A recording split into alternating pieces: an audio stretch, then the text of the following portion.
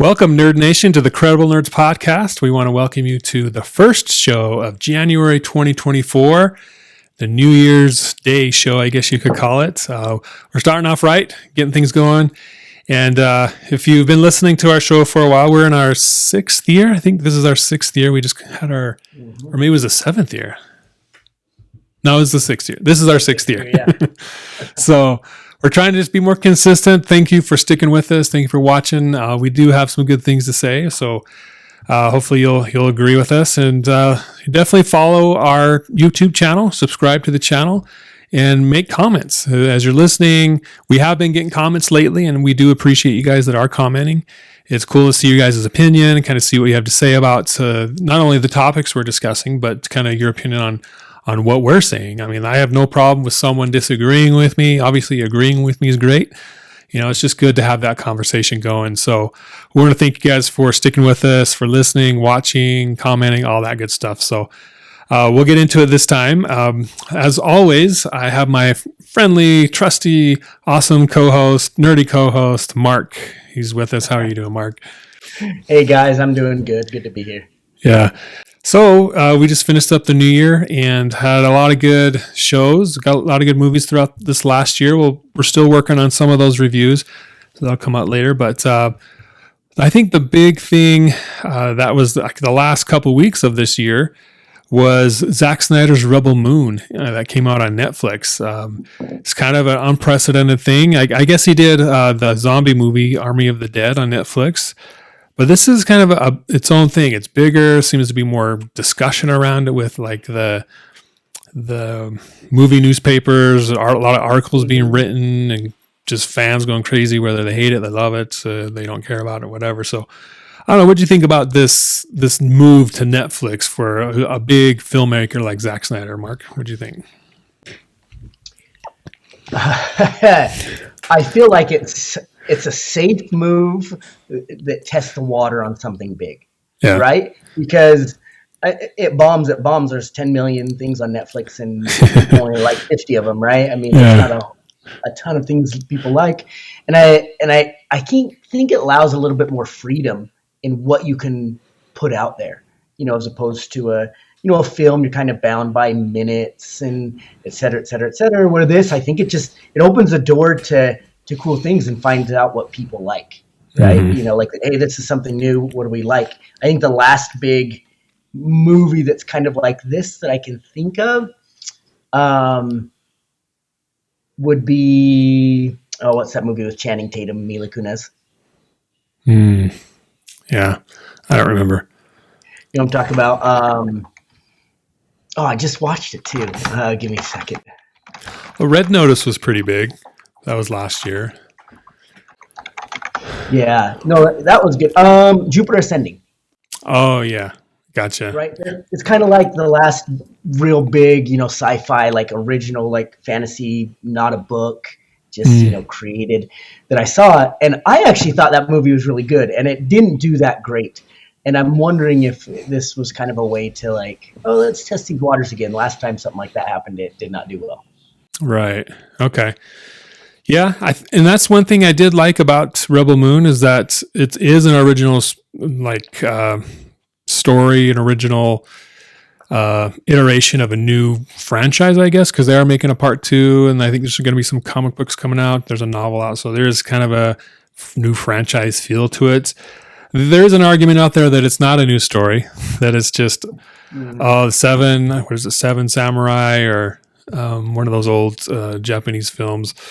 You know, it's just that in a new skin, type thing. And I get that. And I can see that. But at the same time, it's still a new thing with the environment, the characters, the just kind of the overall tone of the film. Because really, I mean, how many original stories are we going to get? 100 years into cinema and storytelling, you can only do so many stories before they start to repeat. So you kind of have to mix it up that way.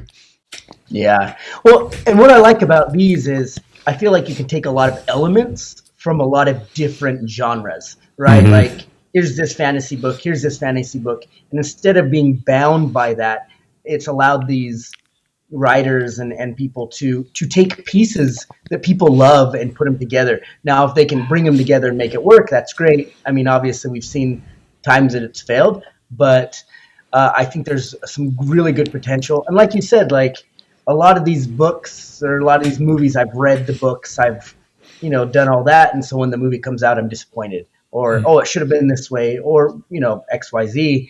Mm-hmm. There's no disappointment here. It's just something brand new, and I either like the story or I don't. Yeah. And I think back to the Netflix platform that we were talking about just a second ago, to your point, that allows the creators, the storytellers, to be more risky, right? Take more risks. Because I like how when the movie did premiere in theaters, like select theaters, like I think it was like 3 or 4 theaters across the world, and for a couple of days. So there was a theatrical release, but the focus is on Netflix.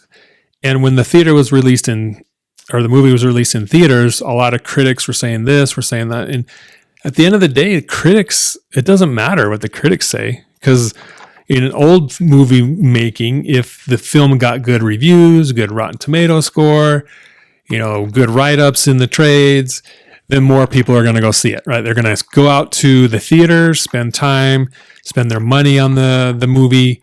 But with Netflix, it doesn't matter. People are going to watch it at home on a weekend or a weekday, and they're already paying for the subscription, so it doesn't matter, right? It's way more relaxed feeling for them. So I think this model of, we got to get a good critics review, we got to get a good Rotten Tomato review or for this movie to be successful.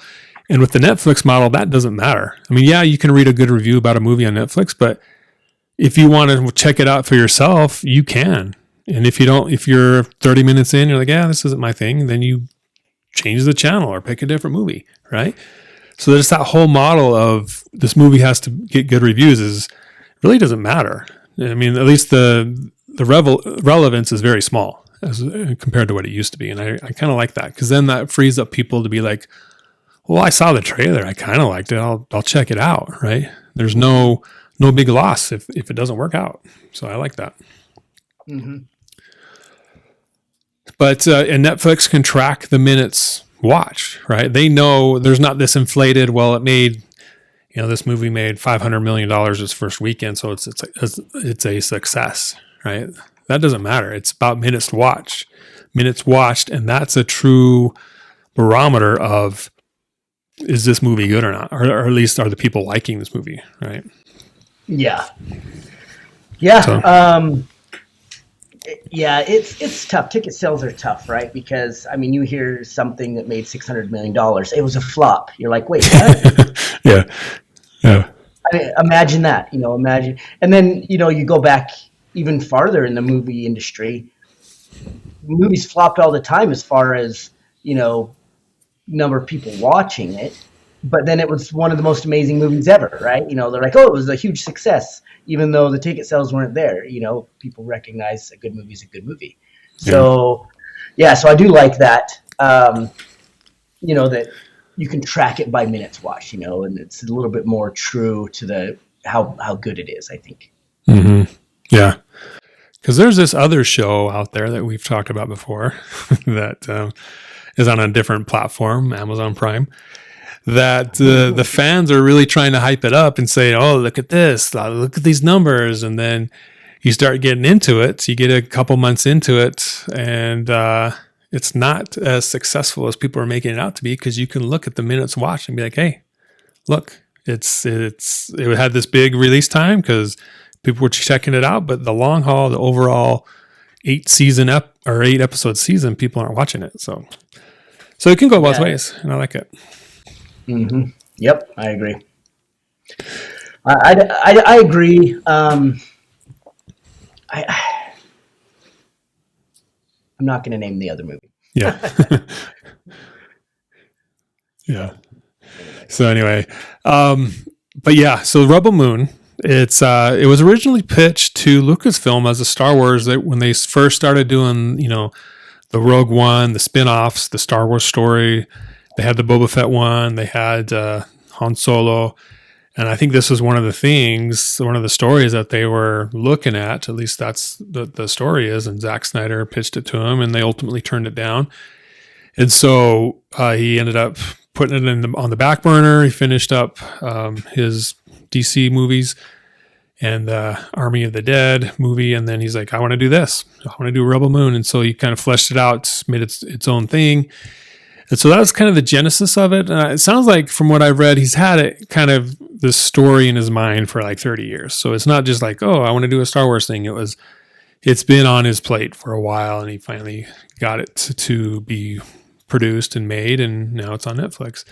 And this is part one of a 2-part series. I've heard rumors that are kind of rumblings that there's a third part. So I don't know. Or maybe it's like there's a 2-part and then there's a third movie. I don't know. But that'll be interesting to see if that pans out. I'm sure it's related due to the success of these first 2 films. But this one, it's 2 hours and like 20 minutes, I think, for the one on Netflix. And then there's supposed to be a Zack Snyder cut coming out in April after the second part is released in April as well. And then there'll be a director's cut of that one too. And those are like over 3 hours.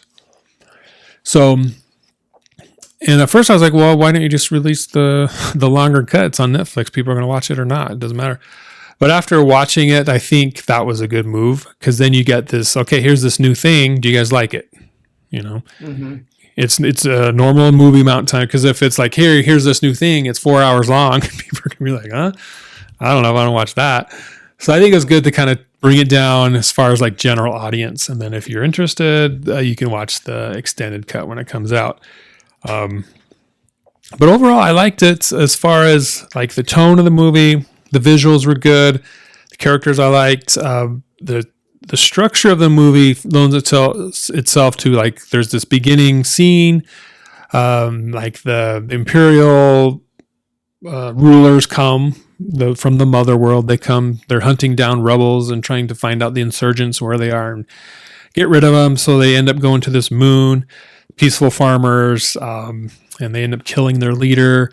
And so then the villagers, or at least one of them, strikes back, kills the guys, the military guys that are left there. And that's when the story kind of starts moving forward. So the first 15, 20 minutes are kind of set up, and hey, this is what's going on. And then the story gets going. And basically this main character, Cora, she has to go and recruit some soldiers to bring back and fight, because the mother world is going to send back another reinforcements to fight against, overtake the villagers and kill them. So she gets people ready to do that. And I kind of like that. I felt that part of the movie was a little rushed, in the sense that it was like, boom, boom, boom, boom. Okay, now we got our guys. Let's go back.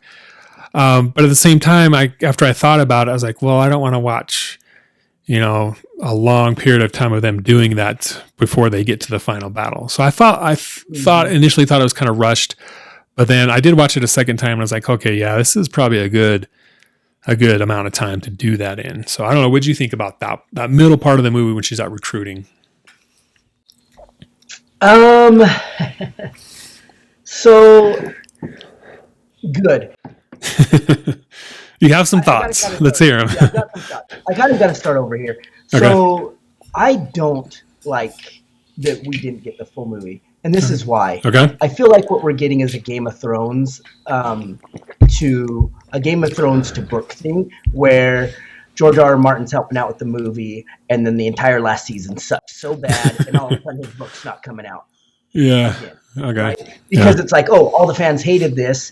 And he can stand back and be like, well, I didn't write that part in my book. That's not my book. But he was literally sitting there helping them develop the show, right? So I feel like that's an easy way out. Like, they're going to put out this film, going to see what people like, and then be like, oh, but we've got this bigger part. And they can tweak it however they want now, right? We don't really know it's a Zack Snyder cut. It could be the George R. R. Martin 2.0 cut, right? And so I don't like that, because I feel like it gives them, let's test these waters, see what worked and what didn't, what people liked. Did people like Buckbeak? No, absolutely not. Okay, let's not expand on that. Yeah. Right? Like, you know what I'm saying? And so I didn't like that. I did like the middle part. The one thing I really like about this movie is it plays just like a video game. If you take like the crazy big background story that you don't really know a whole lot about, but you get something, and then you get all these cool cutscenes, and you meet the main characters, and they, you know what I mean? Like, I feel like I'm watching a lot of cutscenes in a video game, and there's 50 hours of playtime between, getting from A to B, and I really like that. I really like that video game feel of a movie, because I play a lot of video games. Like, I was literally, as I'm watching it, I'm imagining like these cutscenes from old Final Fantasy games. You know, like we're sitting on a ship. Oh, we're gonna get these people. You know, and like, you know what I'm saying? Like, it was just, and I like that. But I know some people don't like that. Some people have a hard time connecting with that kind of film because they probably don't play a lot of video games. They don't game a lot. Like, so that kind of pattern and that rhythm feels off. Like, wait a minute, like, I'm not getting a whole lot of things. Well, if you've ever played a video game, that's how it is. So I really like that part for me, and that was a really bonus for me. Yeah, so I like that. Yeah, I've actually never seen that critique online. Like, no one, at least from what I've seen, no one has brought that up, how the similarities there and how, like, and then now that you're talking about it, I'm like, yeah, I can see that. I can see how this would play out like that. And there is a lot of similarities where, in video games, you got to go get your crew. You got to find this guy, find that guy, and then, get experience points and get more items to fight against, the bosses and stuff like that. So definitely I can see that. We'll have to put that out there and see how it goes. So it really did. And then, like, there's that cutscene kind of where they bring him back to life, right? I'm like, this is totally a video game. Totally a video game right there. Like, that's a total video game thing. You've got the, some guy betrays everybody, and then just in my mind, I'm watching these 32-bit characters run around, like, and, the little cloud icon come above them. Oh, you betrayed us. How dare you? And I'm like, this is amazing. So it's good stuff. Yeah. So outside of that, it did feel a little rushed, and I imagine the director's cut is going to expand that, at least part of that middle parts. I'm sure there's other stuff going on, and then there's the character, the robot Jimmy, who shoots the leader of the military guys, which is pretty sweet how that happened. I think his story is going to, because you see him at the beginning and then you see him at the end, and you don't really know who's this guy, what is this? And I think they're going to have that part of the story as well.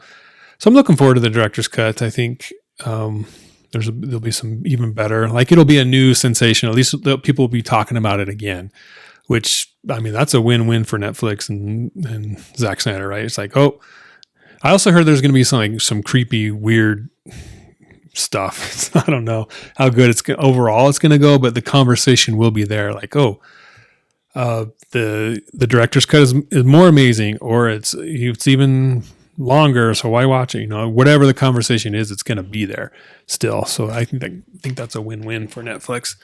But this first part's called Rebel Moon, Child of Fire, and I was actually Googling it last night. It's like, who is the Child of Fire? I don't know. Did you have any? My first thought is, it's Korra, the main character, but they never really brought that phrase up or talked about it. And the second part's called Scargiver, and that's actually one of the nicknames or titles of Korra when she was in the military before she defected. So I was like, well, if they're saying that she's Scargiver, why aren't they calling her the Child of Fire in this one? I don't know. Did you have any thoughts on who is the Child of Fire? This is a stab in the dark. It's the princess. Yeah. Okay. That's my mind. Who knows? If I have to make one of my amazing guesses on movies where I'm always correct. Well, I don't know about always, but often. I'll give you often. It was her that killed the king and stuff. Because they don't say who it is. They just say it was an off-world assassin, and that's why we don't trust off-worlders. Well, that's exactly what she is. She's not from there, right? Her world was conquered. They trusted her. They brought her in, and then she betrayed him, right? She is not, she's an adopted daughter of some great general, right? Like, so you're saying Korra killed the king and all that? Yeah, and the queen. Yeah, yep, Okay. 100%. And there's something to do with the daughter that we didn't see. Maybe they flesh it out. Maybe we're going to see more. But the daughter in fire was the princess. Okay. So the princess that healed the bird type. We saw that one scene with the little girl. Mm-hmm. Okay. So I don't know if you're going to talk about this in your part, but if you are, let's get into that from there. But do you think the girl who's the blonde girl who was going to get raped by the soldiers, is that the princess grown up now? Like Korra, you're saying Korra killed king and queen, and they're also saying the princess died, but I'm thinking Korra took the princess and escaped, and then they crashed on the moon and they lived there. I don't know. What do you think? Is there a connection there, or is that too much reaching? I didn't think about that, but as I think through it, I don't know, because I feel like if that was the case, Korra would have been getting her ready to go with her. Like, hey, we got to get, you know what I mean? Like, as opposed to like, I'm going to get out of here. You're going to stay here. True. And good luck, right? And so I don't see that. Okay. But I don't necessarily believe the princess is dead either. Yeah. Yeah, I think I agree with that. The princess isn't dead because she had these special abilities. So I think she's going to come into play in the next part. But yeah, whether that was her or not, I guess that is up for debate. I guess we'll see. But I'm leaning towards it was her. But that's a good point. You know, why didn't Korra wasn't like, hey, we got to go. They found us. So, okay. So overall, I liked it. I think it wasn't a perfect movie. And I think part of it is the cut that they did, the bringing it down to 2:20, the runtime. But I think part of it is it's, you know, there's some things, but no movie's perfect. There's always things that are nitpick about, but I enjoyed it. I watched it again. I'll probably watch it again when the next one's getting ready to come out. So I give it an 8.5. That's my viewpoint. What about you? What are your thoughts on Rebel Moon and kind of things you like, disliked, all that stuff? So I gave it a solid B+. Okay. That was mine. I think that some of the dialogue was kind of strange, like it felt a little off. And again, I can see how that goes along with in the game, like some of that dialogue there. So I could be forgiving to a point, but at the same time, this is not a game, it's a movie. There's got to be a difference. You need to flesh some of that out. Another thing that brought it down for me was Buckbeak. Like, why is there a Buckbeak in this movie? This is random bird. Idea. Yeah, I mean, it was cool because it was like, I mean, the whole fight, like the fight scene was cool and everything, but then they just left it. Yeah, like, so are they going to explain, are they going to do something more with that scene? Is it going to be deleted because everyone was so confused by it and kind of like, this is random? Who knows? But so I knocked it down a little bit for that because I understand that you had to go get this character, this main character, and bring him in the group. But there's a million ways to do that without doing that.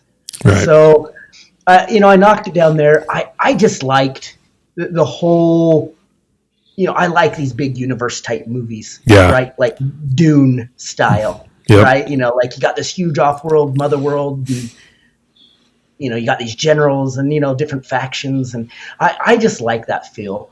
And then, you've always got the Jedi character, Return of the Jedi characters, like as they're starting up on a small moon. We're gonna take it back and take it to the big guy. And so really good, I think, build, great solid foundation. Where do we go from here? I want to see that. Sucks we have to wait till April, but in April I'm gonna watch the second one. It's gonna be good. I was really surprised. So I gave it that. So I'm gonna bring in through word of mouth, we have a new follower. Her name's Catherine. Sweet. Hi, Catherine. Hey, Catherine. And she said that her and her husband watched this and that they in general liked it. They had a problem with the dialogue as well. They gave it a B-. So from the fan, they gave it a B-. I gave it a B+. So sounds like, from what you're giving it kind of like a mid B. Right, solid B. So it sounds like we're all around the same age. Obviously, I'm a better fan and I understand things better. So So I No, go on a my tour. rating's B plus. B plus, well, 8.8, 8.5. That's B plus, right? Okay, yeah, B plus. So, anyways, there's a grade from a fan of ours. So thanks, Catherine, Yeah, for relaying that back to us. yeah. I am interested. I've been reading a lot of stuff on social media, and it's so polarized. It's crazy how I hated it. Oh, I loved it. I hated it. And then every once in a while, yeah, it was cool. It's fine. But it's interesting how it's so polarized with people who've seen it. Yeah, I think it's a good movie for everyone. I'm going to suggest it to a few people. I think I'm going to suggest it to my twin sister, Melina. She's watched a couple fantasy shows that we watched. I'm going to see what my brother Jeff thinks about it. I know he's kind of into the big genre, and I want to ask. We should have asked Jason. Yeah. That's Oh, his well, name. I'll see him this weekend, so I'll ask him. I know when I did talk to him at the party, our last family party, he had started it, but he got like 20 minutes in. It was like 1:00 in the morning, so he went to bed. So he's not a real big fan, I guess. Not a true fan. No, just kidding. He's beginner level. Yeah. But it'd be fun to ask some of these people that have different backgrounds, as far as the fantasy world goes. Yeah. And to kind of get a good accounting, because then you can kind of see, this kind of person with this little background or, this type of background hates it. This one, because I feel like it is really like an acquired thing. Like it's not for everyone. I can see how people could look at it and be like, this is stupid, right? Like a lot of people don't like Dune, and then I meet them and I realize it's bad for my health, So not really, but you know what I mean? Just some stories really grab people, some don't, but I just want to get a good accounting. Like, how good is this show really? I'm a big fan, so I'm going to give it a good score. What's a non-big fan, somebody that's not in the genre, going to give it? Yeah. So. Yeah, that's a good thing to get at, I think. And it's, obviously it was number 1 on Netflix last weekend because that's the week it came out. But I'm curious to see like the legs, at the end of this month, is it still in the top 10 or is it gone halfway through the month? So I think that's a good tell, as well as like, how is it a good movie that most general audience members will connect with and like it? Or is it more niche, like what you were talking about, more genre specific? But I think go ahead. Sorry. I challenge people that are going to watch it. If you listen, you're going to watch it. Watch the whole thing. I know sometimes movies are tough to power through. Watch the whole thing, right? Because the beginning of the movie, I was kind of like, this is a little slow. Like it's taking a second to get into it. And then once they leave and get off world, it kind of picked up, right? Like, okay, like we're fleshing out details, and there's some cool fight scenes as they're picking up different people, and kind of draws you in more. So watch the whole thing and then give a true accounting, because I know a lot of people watch, I watched 30 minutes, 1 star. It's not, it's not real. Yeah, exactly. Well, you brought up the flying bird buckbeak scene, but the next one was pretty amazing with the girl with Nemesis with her glowing red hot fire swords fighting the spider thing. That was pretty awesome, right? So I think it varies. And then the next one was General Titus, where they just kind of pick him up and he's like, I don't want to do it. I want to stay here. He's kind of grumpy. So each one was different. And so that's why you got to watch the whole thing, not just first part. Is this tied to D&D at all? Do you know? Because when I see that the spider, right, is like spider lady or whatever, I'm thinking it's like, Loth, like one of the spider queens of Loth or whatever like that, from Forgotten Realms, from Drizzt Do'Urden's story. Yeah, no, it's not tied to D&D, but I think there's a lot of elements. So, let's see. Well, so anything else about Rebel Moon as far as I love the world building. The world building is off the charts, and I think that alone will push this story, this universe, out a couple more years. As people are more interested, when they want to create more stories in it, whether it's Zack Snyder himself or people he lets play in his sandbox. Just that alone, I think, because that's always a good tell for me, is how well thought out is the story. is the world building? Is it someplace that, hey, what's on this other planet? Why didn't they stay there and explore this city? Or who's that guy? What's his race? The one guy, the shirtless hot guy with the long hair, the Fabio guy who rode the bird. He's a prince, and his people were martyred, were killed, and he was able to escape or something. What's his story? What's that? That type of world building. I was like, yeah, that is so interesting. And that, even if we never hear those stories, it's still intriguing enough. You're like, okay, what is this? Who is this? What's going on here? And that's always a good tell for me, is how good this movie is going to be. So for you, anything else that stood out, or do you want to bag on or praise or talk about? The ending. Yeah. I really like good cliffhangers. I really like something that's like, oh man, I want to know more, as opposed to like, gosh, I gotta wait 4 months to like watch the rest. How dumb, But this ending was great. It was a good natural ending. It was, you get the bad guy that gets rezzed again, through who knows why, and he's like, but part like looks like a robot or something. Yeah, he's a cyborg or something. Yeah, so I mean, it was just cool. It was a really great cliffhanger that really makes me want to watch. And I don't know, the whole thing was great. Just the ending really, went off with an A+. Yeah. And what about that betrayal? Did you see that coming with Kai? I did right at the end. Right? Like at first I was like, nah, he's on their team, blah, blah, blah. And then like right before it was starting to unfold, I'm like, yeah. Because remember, like she's like, wait, something's wrong here. Like she was kind of trying to sense. And then I was like, this is kind of weird, because, and then it happened. And it was like, as I was starting to, as a watcher suspect something's off, it happened. So I noticed it too late as a watcher. That's what was good about it, right? It caught everyone off guard, I think. And then, it seemed so helpless for a minute. And then the one guy who's like the most worthless guy, like, why is this guy here, comes through, like, oh, okay, Samwise Gamgee can do something, Yeah. Yeah, exactly. Yeah, I didn't see it. Like you said, you start to sense something's off, but I didn't expect it was going to be him switching sides. But when he did, the good thing is when he did, you're like, okay. It made sense. It wasn't like this reach, like, oh, why did he do that? That doesn't make any sense at all. Why? That's not his character. But it is. It's who he is. He just was so good at just masking it. And, and I think he even said it because she asked him when did you do it? And I think it was later in the game, like as they were going around. The money, the bounties were just too much. Because I think initially he was bought in. He's like, yeah, I'll help you guys. You guys have a good cause. But then as they kept getting more people who are worth that much more money for their bounties, like, oh, I got to do it. I got to turn these guys in for the money. So it was good. It wasn't, you weren't left questioning, and that doesn't make sense, or why did he do that, right? So I thought it was awesome. And then just the final battle scene on that platform was pretty cool.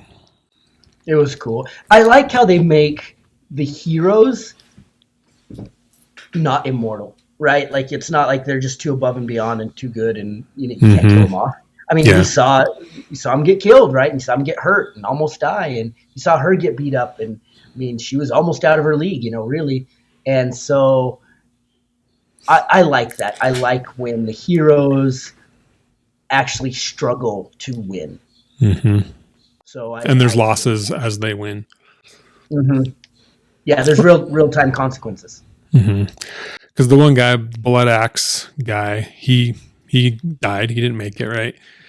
So it's like, we won, but at what cost type thing. Mm-hmm. At least that battle.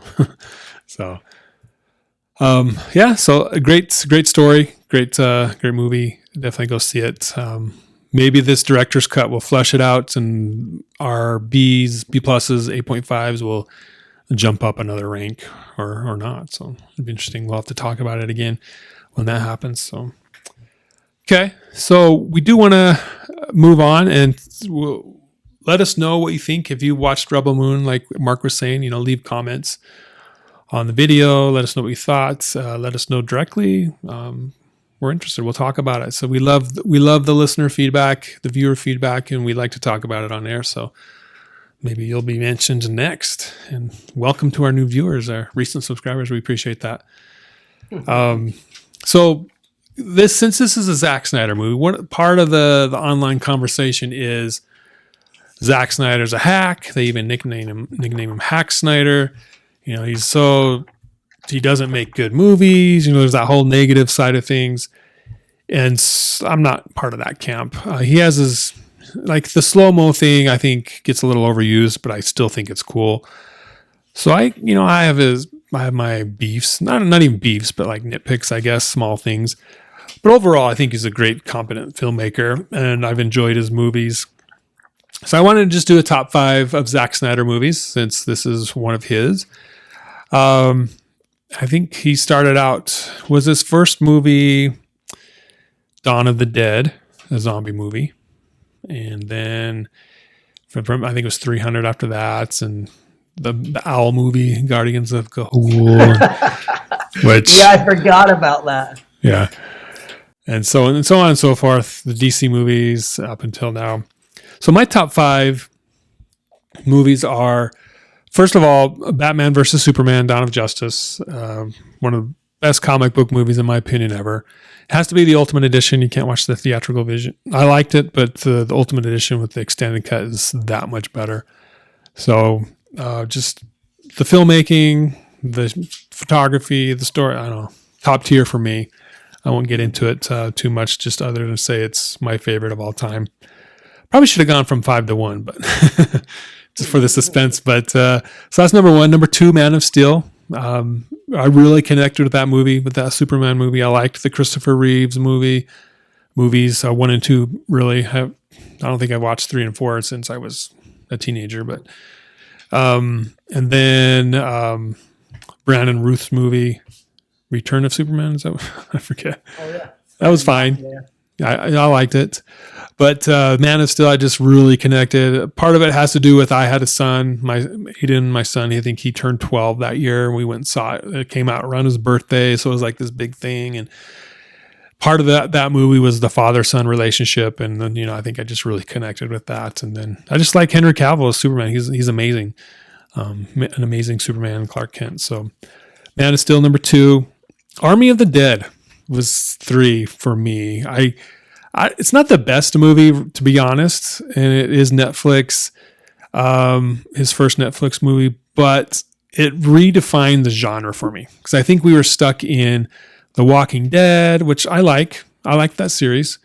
There's all these zombie films, movies coming out, and for me, that was just, I mean, they're zombies, so it's not that much different, but it was that much different for me to be like, hey, I really like this zombie movie. I thought just the idea of their being stuck in Vegas on the Strip, and just the zombies that were being portrayed there. And then there's kind of that otherworldly elements with the flying saucer, the UFO at the beginning. You're like, what is going on? So it kind of had this X-Files feel to it. I don't know. I just really liked it from start to finish. So number 3 is Army of the Dead. And then number 4 is this movie, Rebel Moon. Thought it was up there. Maybe it's recency bias. I don't know. We'll see. But for now, it's number 4. And then 300. I mean, that was the first Zack Snyder movie I saw, and I was just like, holy cow, this is awesome. Just how, you know, it's totally CG. It's meant to be comic book style, and I thought they nailed that perfectly with that style of filmmaking. And then just how ripped those guys were. What's his name? Gerard Butler. Yeah.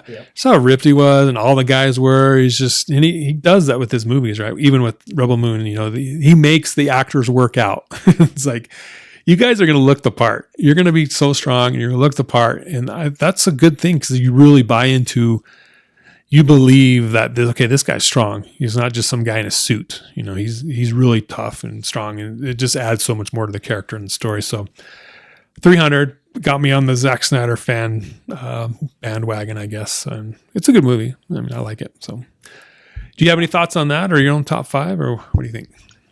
No, that was good. I think for me, most of that's good. Mm-hmm. I think I liked Army of the Dead. I think I dropped that one to 6. And I throw at number 2 or 3. I think I put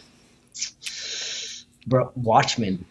Oh Watchmen, bro. yeah, that's so good. Yeah, Yeah, such a good show. yeah, I think that's one of the most underrated, movies that we saw in its time. Like I think it came out in 2009 or something like that.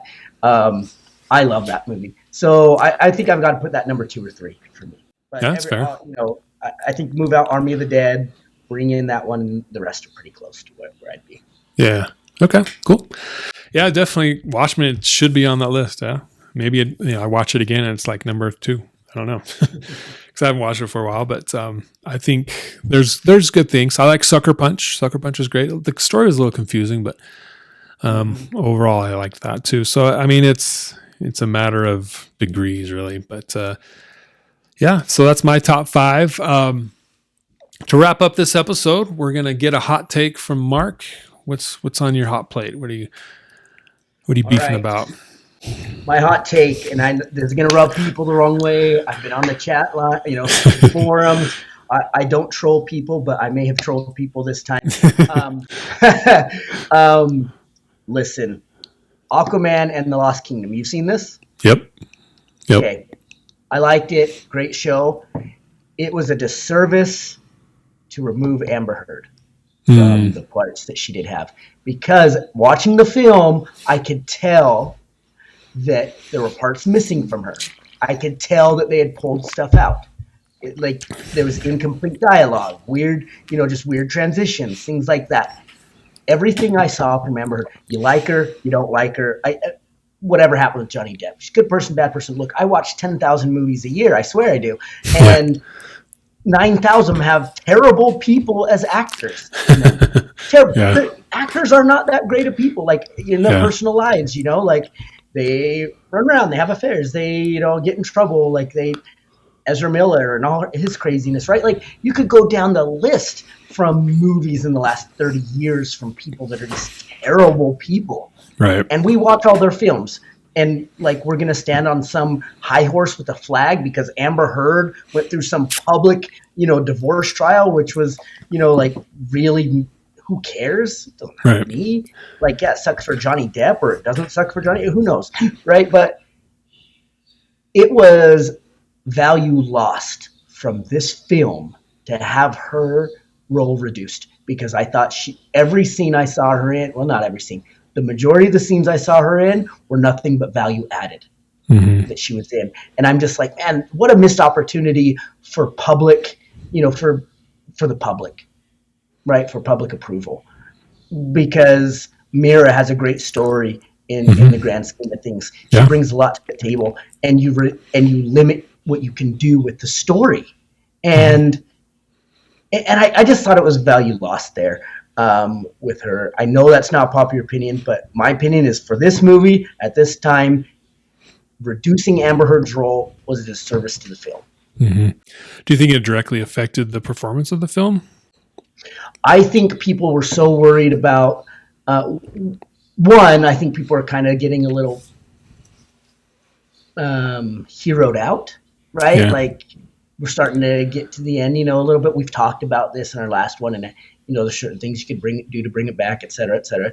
But that played into it.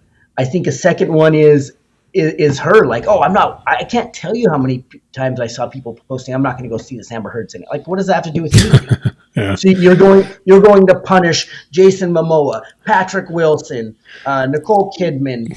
I mean, who else was it? Randall Park, who was it? Morrison.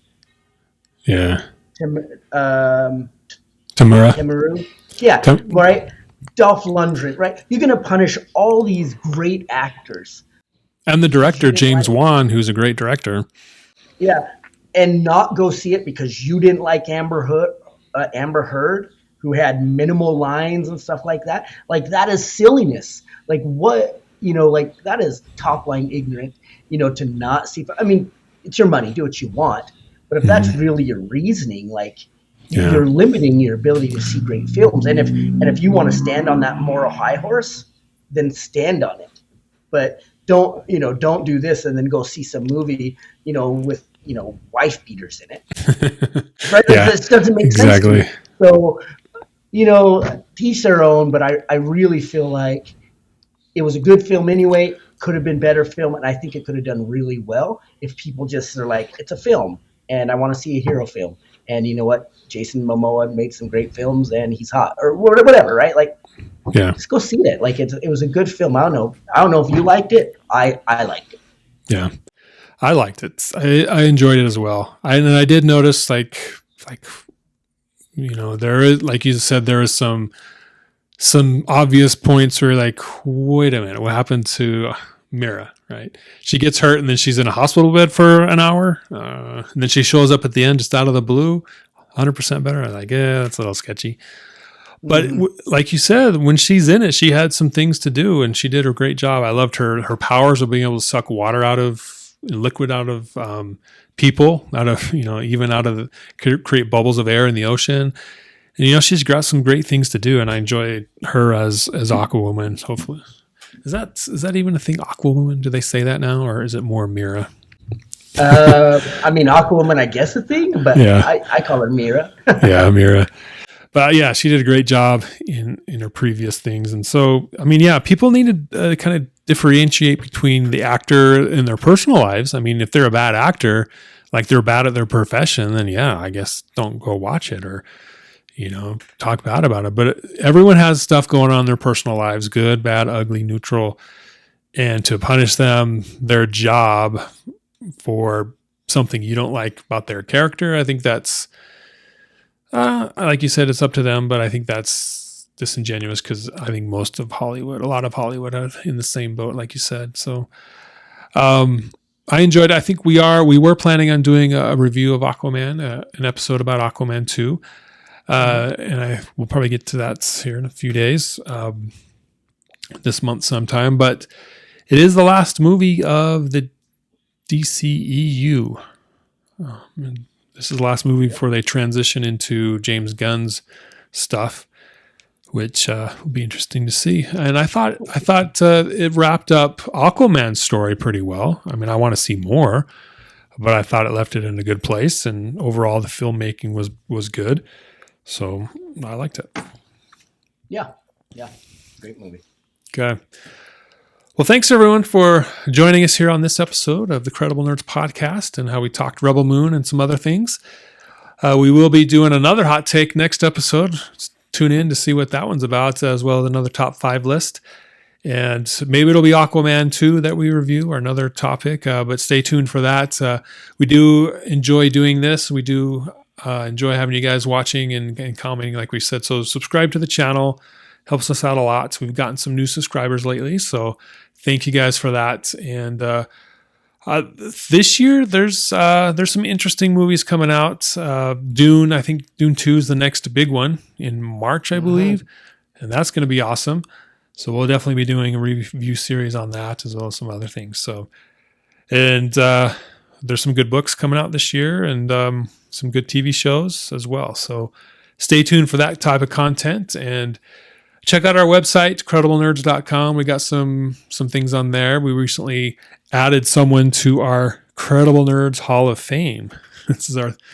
Last year was our 3rd year of doing the Hall of Fame, where we nominate one character / actor / author / whatever in the Nerdverse to be part of the Nerd Hall of Fame. The inaugural member that we added to the Hall of Fame that started off was Henry Cavill, because he's not only Superman, but he's Witcher. He likes to game. He likes to read fantasy books, Brandon Sanderson books, Wheel of Time books. He's the quintessential nerd, and he's hot. So he's got to be number one. The second guy was Andy Serkis. He's been in every big film franchise all in like the last 20 years. He's come on the scene. He's been Lord of the Rings, Star Wars, Marvel, DC. I think probably another one. But yeah, he's our second one. So tune in, go to our website, crediblenerds.com. And I think that's on our front page, who is number 3. Once you see it, you'll be like, oh yeah, of course. But, I'm not going to tell you. You got to go check it out yourself. So, but yeah, thanks guys. And stay nerdy, and we'll catch you next time. See you guys. All right. Have a good 2024. enjoy this new year.